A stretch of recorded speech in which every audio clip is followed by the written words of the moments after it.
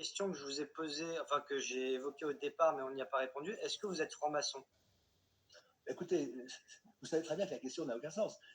Moi, je suis bien. On m'avait déjà posé des questions sur Pourquoi elle n'a aucun sens? je suis bien au-delà. Parce que les maçons, ce ne sont pas des esclaves, il faut bien comprendre. C'est-à-dire que la France est divisée. Les francs-maçons C'est pas des disent. bâtisseurs à la base?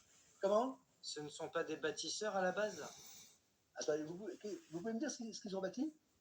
Ah ben, Parce que justement, Alain Bauer, qui n'est pas un imbécile, a parlé, alors ça nous mènera un petit peu loin, du rôle des Newtoniens dans la franc-maçonnerie. Et il a eu le courage, c'est peut-être pour ça d'ailleurs qu'il est peut-être mis à l'écart, il a été le courage de dire que les ancêtres des francs-maçons ne sont pas du tout les bâtisseurs d'églises, de cathédrales, pas du tout.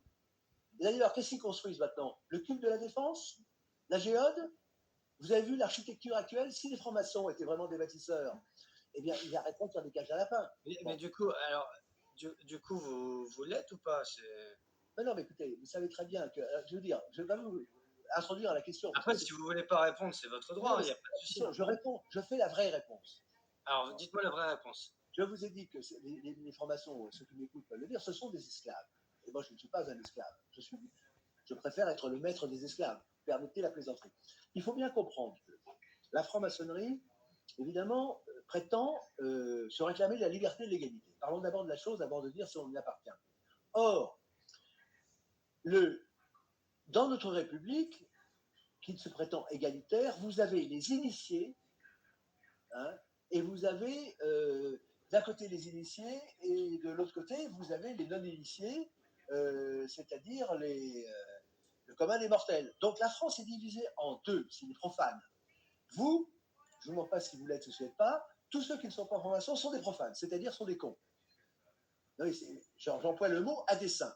C'est-à-dire que accepter de vivre dans un régime dans lequel il y a des profanes et des initiés, c'est insupportable pour l'intelligence. Vous voyez, parler d'intelligence, c'est insupportable.